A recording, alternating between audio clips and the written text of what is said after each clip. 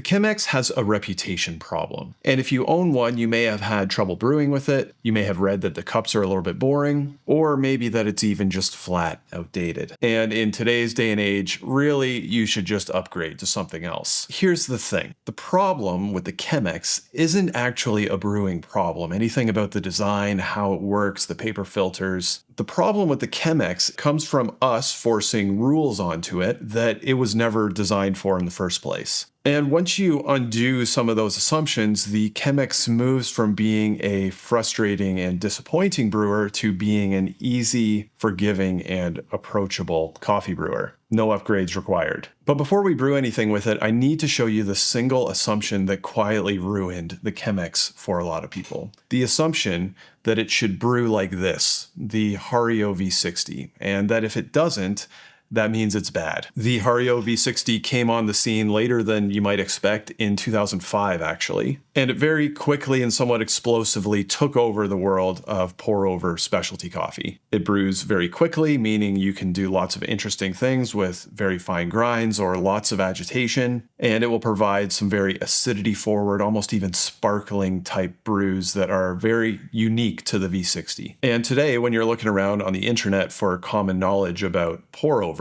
almost all of what you read is based around the principles that work on the V60. And when you go to apply those same principles that work so well on the V60 onto the Chemex, the result is not good, which often results in people kind of scoffing and going online and ranting about how the Chemex is just bad and out of date as a brewer, which is kind of sad really, because the Chemex was never designed to be brewed like that. So if that's the case, how do you brew with it? Well, that's why we're here. The Chemex significantly predates the V60. It was actually invented in 1941. It's actually retained the same design since those days. It's made of borosilicate glass. Depending on which model you get, they are either manufactured in Croatia, Germany, or Taiwan. I didn't get any info from Chemex about labor certifications or that type of thing for those factories. The paper, however, is still made in the US, and when you get a Chemex, very often it will either have this glass handle on here.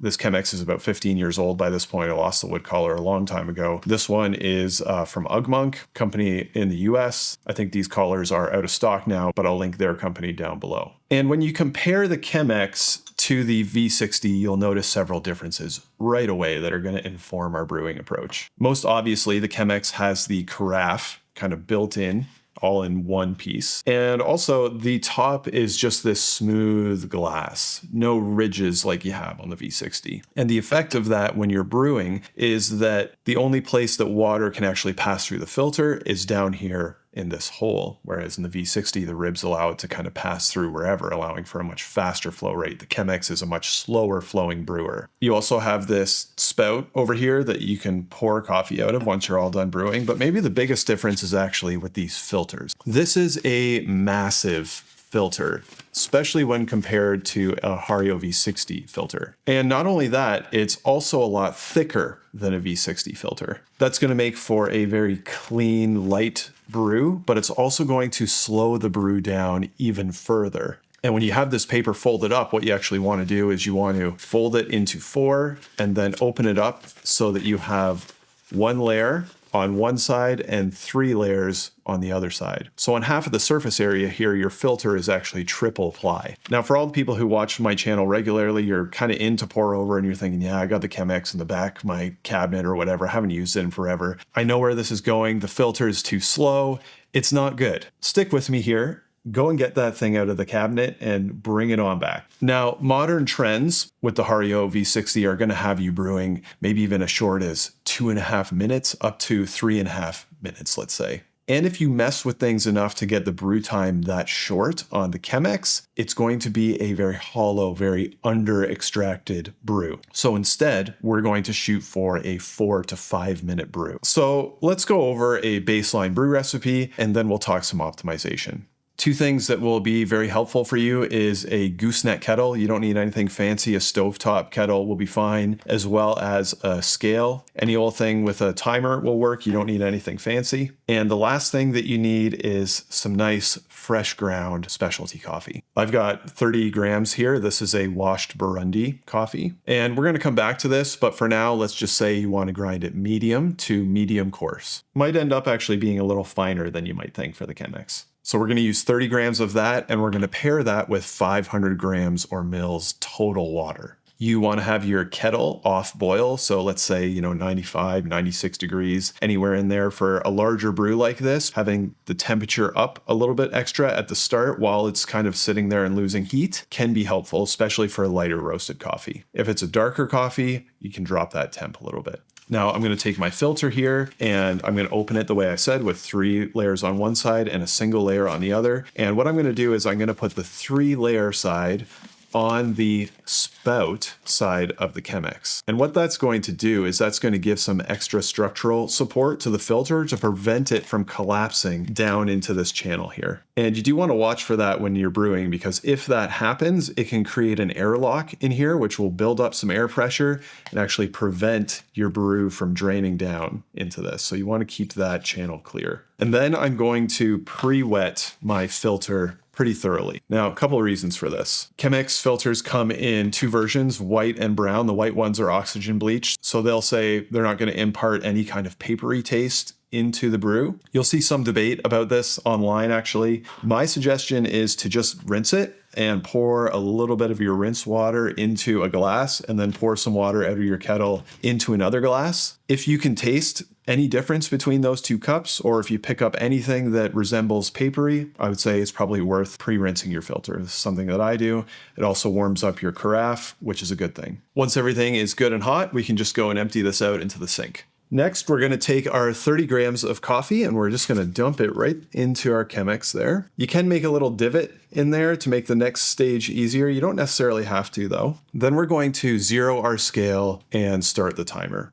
And once I start the timer, I'm going to start pouring water in. I'm going to just go in slow circles, and I'm going to pour in 2 to 3 times the amount of water as I have coffee in there. So somewhere 60 to 90 grams. The key here is to get all of the coffee saturated. This is called a bloom. It helps with the next stage of the coffee brew. At the 30-second mark, I'm going to start a second pour. And I'm just going to go nice and gentle in slow little circles. And I'm going to try to keep the agitation a little bit lower. You'll see some agitation in there, but the key is to not go too crazy. You don't want to really be burrowing down to the bottom of the coffee bed with your stream of water. And what you want to do is you just want to keep going until you get up to the 350 ml mark. The pour should end somewhere around 1 minute and 15 seconds. Then we're going to wait another 30 seconds. Now, while this is happening, you want to keep an eye on the spout and make sure that filter isn't collapsing into the spout. And if it is, you can grab something like a chopstick and tuck it in there. If you're a parent, you might recognize these things, these little silicone spoons. These can be great to kind of tuck in there and just prevent that from collapsing in there too much. When your timer gets to 1 minute and 45 seconds, you're going to start your final pour. And again, just go in nice, easy, slow circles. Try and not agitate too much. And you're going to pour up to 500 mils or grams total water weight. Now, I say to avoid any kind of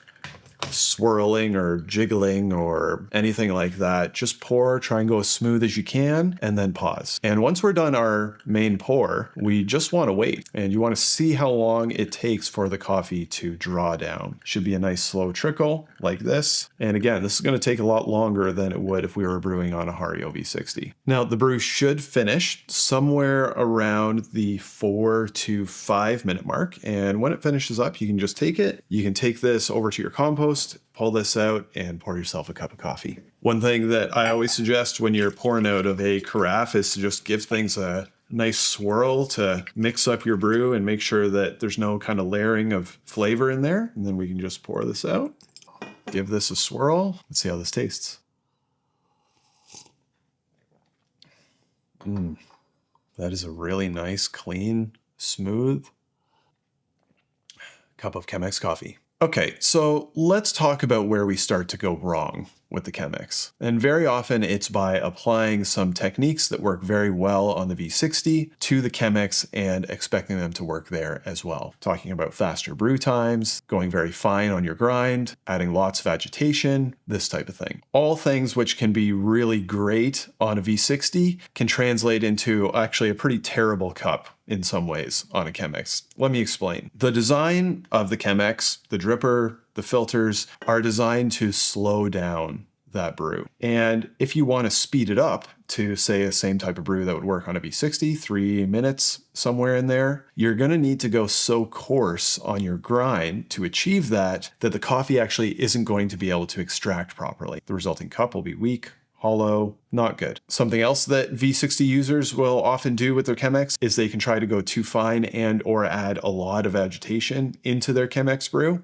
If you try to do some of those things on a Chemex, it will cause little tiny particles in your ground coffee called fines to move around, clog your filter, and stall your brew. Also not good. So if you're going around trying to apply V60 techniques to your Chemex and get a good result, it can almost seem like nothing that you're doing is working. And what you need to do instead is just go for a slightly longer brew time and adjust your grind until you're sitting in the 4 to 5 minute brew time window. A general rule of thumb is that if your brew is too fast, to go a little bit finer on your grind, and if your brew is too slow, to go a little bit coarser on your grind. And you do want to do that on the Chemex to try and bring things within that brew window. But in my experience, what the actual grind size ends up at is really, really dependent on the coffee grinder that you're using. And if you go online and you'll see a lot of posts from 10 years ago saying, oh, you need to go really coarse on your Chemex grind in order to get it to work properly. Coffee grinders have really changed in the last 10 years or so. So especially if you're using, a nice, expensive, really kind of fancy enthusiast home coffee grinder, you may actually be squarely in V60 grind territory